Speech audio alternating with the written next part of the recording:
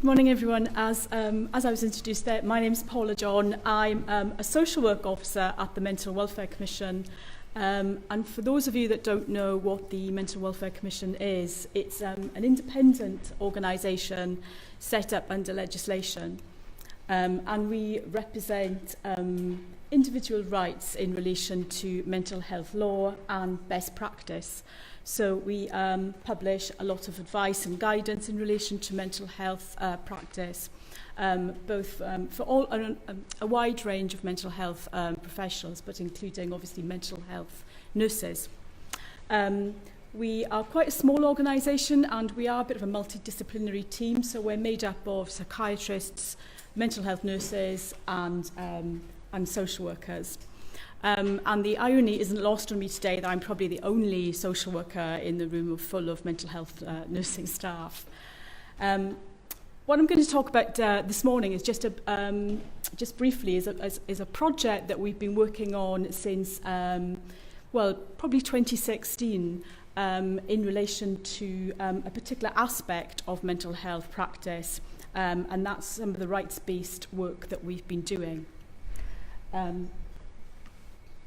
The project's called Rights in Mind, and what I aim to talk about, this is what the document looks like, and I've left just a few copies out front this morning, but it is downloadable from the Mental Welfare Commission site. So during the course of the presentation, I'm going to talk about what the aims of the project, the Rights in Mind project, are, what the background to it's been and where it's come from, and what we're hoping to do with it and how we've disseminated it to date. So it's excuse me, a wee dry cough coming there. It's a three-strand project, ideally. So it's a rights pathway, which is very much looking at an individual patient's journey in relation to human rights. But it's also very much targeted at professionals. So the aim of the project was to very much look at sharing it with mental health professionals who are going to use it in the course of their work. It comprises the pathway document itself, some good guidance, a document that sits alongside it, and a short series of videos which can be used for additional training purposes. When I talk about human rights as well, I am relating to the European Convention on Human Rights, and some of those are much more pertinent to mental health practice than others. So, for example, Article 2, the right to liberty in relation to mental health detention under the 2003 Act. Article 5, which is the right to the right to private and family life, and the right to a fair trial, for example, are all quite impact on mental health best practice. So why a patient's rights pathway, and where has it come from, essentially? Well, human rights is something that people kind of talk about an awful lot, and when we run an advice line at the Mental Welfare Commission, and we get lots of telephone calls from users of services and carers, sometimes kind of looking for advice on whether or not their rights have been abused, or they will quite clearly say they feel their rights have been abused either by mental health nurses, doctors, care staff, a whole range of things. And often what we found is there's a lack of clarity amongst people about what a human right is. And often when they're talking to us, they're talking about maybe best practice not being followed, but essentially their rights haven't been overly violated.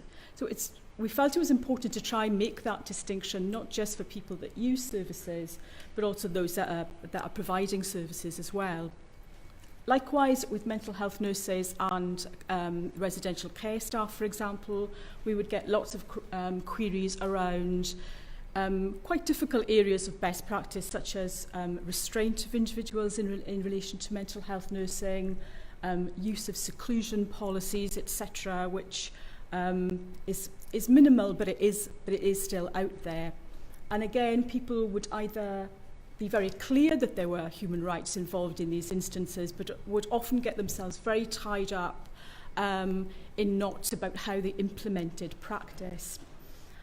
So, for example, rights would maybe be apportioned to these areas of practice in a very rigid way. And I think what we wanted to try and kind of put the message out there is that proportionality of how you apply difficult restraint practices needs to be key in relation to rights. So it's thinking about why you're using it, how you're using it, how you're implementing it, how you're personalising it, and how are you regularly reviewing that practice. So that's the background as to where some of this work came from. There's already been a human rights-based approach in Scotland with a number of organisations developing their own documents. The Scottish Human Rights Commission, for example, had developed something called SNAP. Has anyone ever heard of SNAP? Just one or two people. I mean, it's not been that widely. I think it was first originated in 2013 and went up until last year. But the Scottish Human Rights Commission are obviously quite actively involved in trying to implement, again, a rights-based approach into a range of health and social care areas. The development of the project from the Mental Welfare Commission's point of view came from the first mental health strategy for Scotland way back in 2012 and 2015. And Commitment 5 of that strategy kind of made a recommendation that the Mental Welfare Commission should be looking very clearly at developing some kind of pathway or some kind of document or information that would assist professionals and users of services in understanding rights. So that's kind of where it came from. On the back of that, we worked again with the Scottish Human Rights Commission to try and scope what that meant. So looking at what kind of human rights organisations were around, what resources were around locally across Scotland, what was people's understanding of what that meant. And what we found is that that was quite patchy. And again, as I said, was kind of misinterpreted often. There was a lack of reliable information about what rights meant and how you utilised them. So that report made several recommendations, and some of those recommendations have been put into more recent policy. For example, in the newer mental health strategy, looking at a human rights-based approach. From the Mental Welfare Commission's point of view, I think we probably think that it probably hasn't gone far enough in relation to the human rights-based approach, and there are some limited bits of information on some of the outcomes of that strategy, but certainly it's been very positive to see that it's already been included in it. So we began to work on the pathway and started to think about where we would go with that.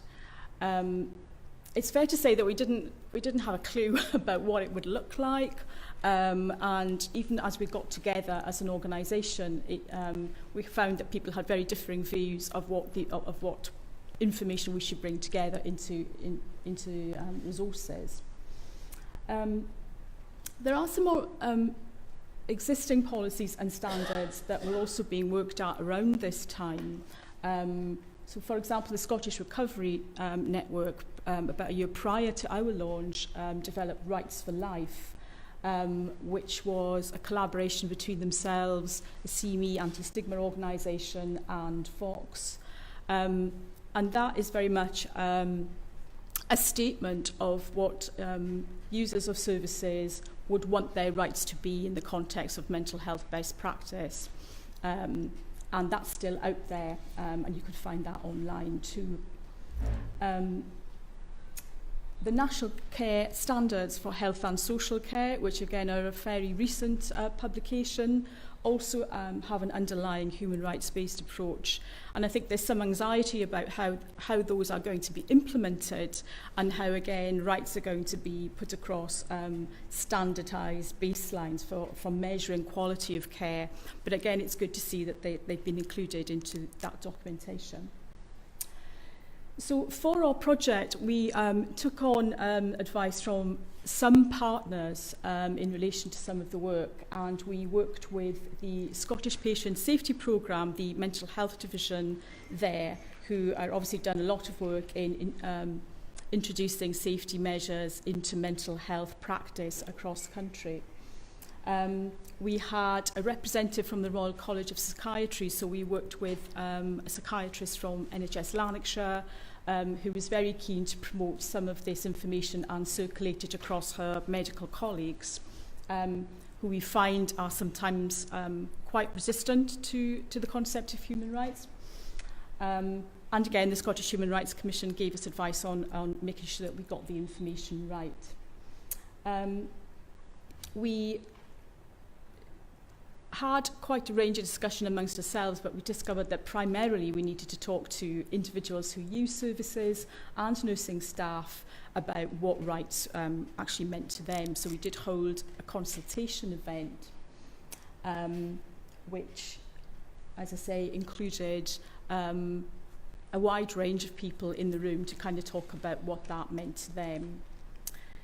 Again, that was very diverse because we found that a lot of people really confused rights in relation to best practice, that people were kind of very clearly saying, it's my right to have this, it's my right to have that, when these things are not enshrined in the legislation.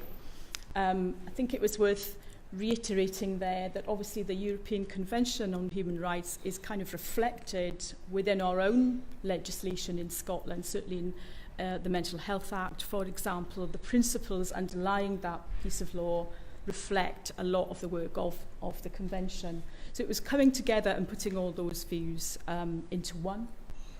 We also, as part of that process, began to undertake small tests of change with 2 identified wards who put themselves forward at our consultation event. One was Ward 1 at Wishaw General Hospital, which is a mental health ward, and the other was in Mid Park Hospital, both adult acute admission wards. And what we did there is work with the staff and the senior charge nurses to talk to them about what their understanding of human rights was within the context of their practice day to day. And what they told us is that they were very, very good in terms of practice, in terms of detained patients, so that they would hand out leaflets, they knew how to refer to advocacy, they understood what discussions they needed to have with patients. But actually, in terms of general informal rights, they did nothing on that at all. And I think as a member of the Mental Welfare Commission, when we do go around visiting individual patients within hospital settings, a lot of informal patients will talk to us as if they are detained.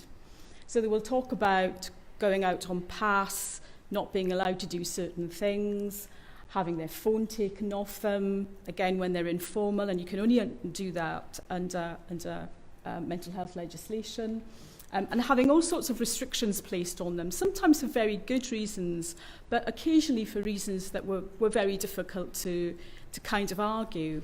And again, I think it takes us back to that bit about proportionality. So if you are going to restrict someone's behaviours in an endeavour to offer appropriate treatment and protection when they're on a ward, it's thinking about why are you doing that and what's the basis for that.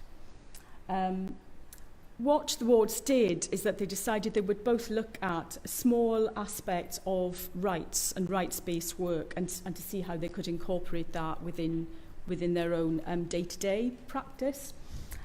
What Ward 1 did was to look at advance statements, and whilst recognising that an advance statement was something that might be difficult for people to initially write when they're on a ward and just coming in and quite unwell, they thought about informing patients more widely about this topic, and then working with the community mental health team, and in follow-up from discharge, then work out how many individuals had actually written an advance statement following their discharge from hospital.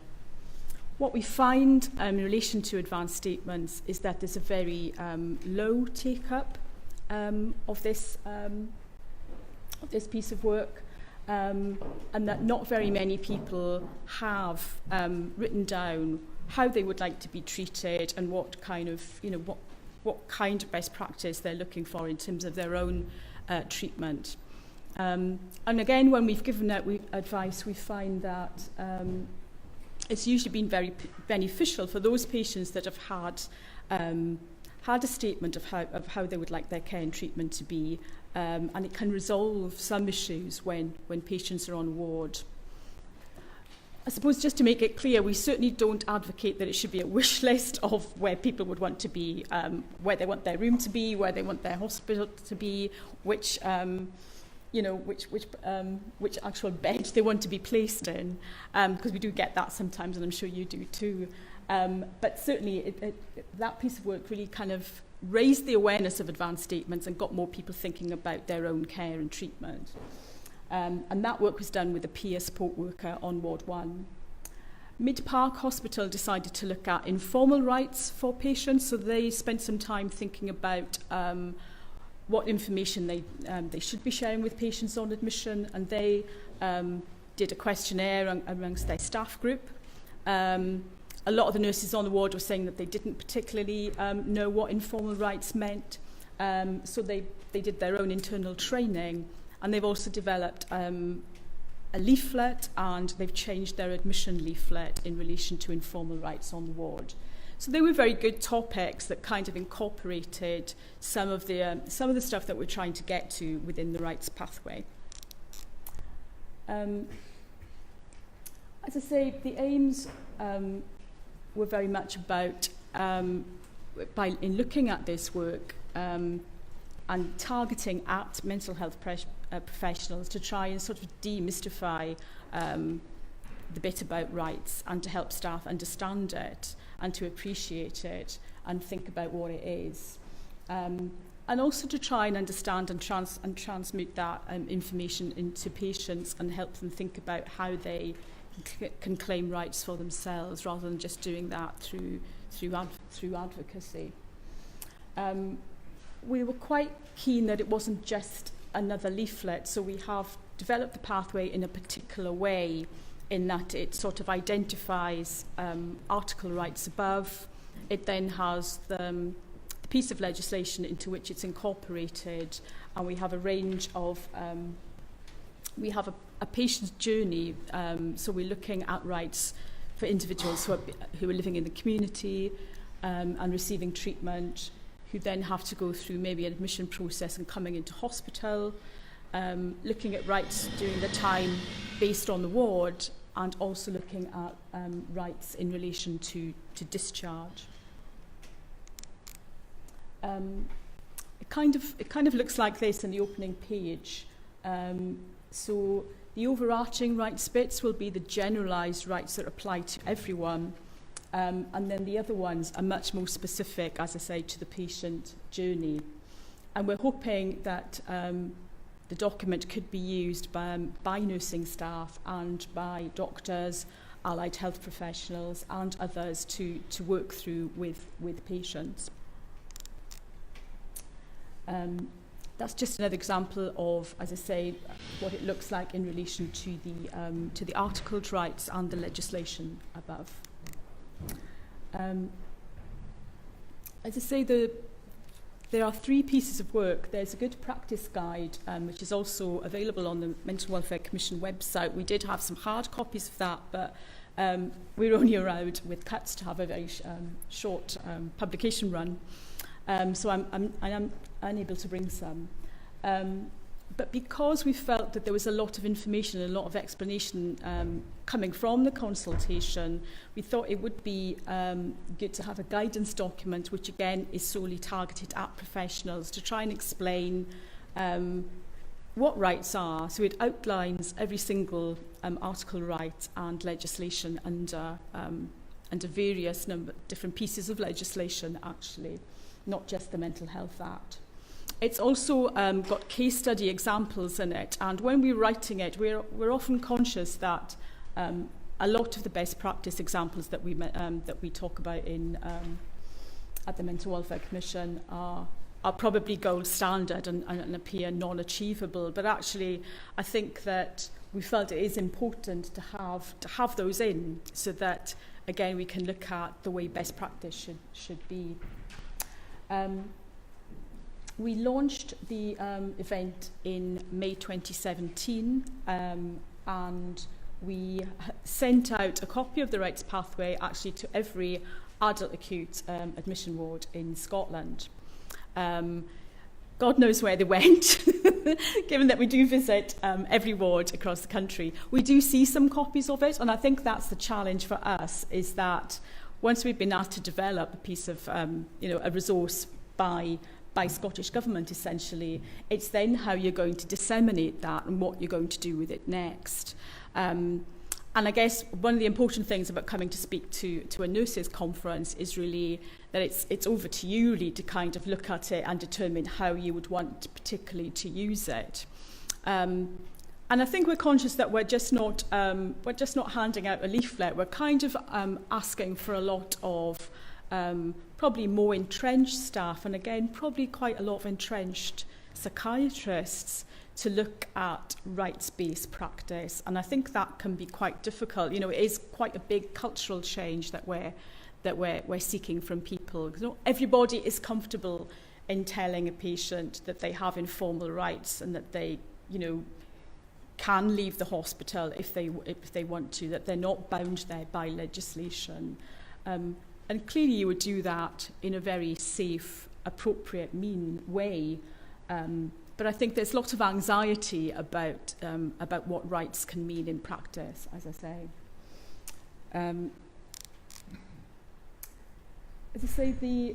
That's just a wee bit on the good practice guide again. We did hope that also in it just not being a reference guide, which outlines all of the articles, that it can also be used as a sort of improvement resource. So we would want people to look at it and maybe identify pieces of work as our test wards did, and look at how it can be incorporated into practice. So it might be worth taking a feature or a case study example and thinking, right, how can we bring that into our own ward or community setting? That's just a copy of what it looks like. As I say, we have disseminated the work, and we've followed up on our test wards. We are trying to incorporate a lot of the Rights in Mind discussion and work within our own local visits. So when we go out as a commission and visit wards or communities, then we will speak to patients about it, we'll speak to staff about it, and we will ask questions about rights. I mean, a huge proportion of the work that we do, even though it isn't transmuted into kind of saying this is your human right, is actually rights-based at the Commission. So from giving people just very general advice about being in hospital, about being detained, about checking T2 forms and T3 forms, etc., to make sure that medication is authorised appropriately. All these are very small things in the world of ensuring that people's rights are protected.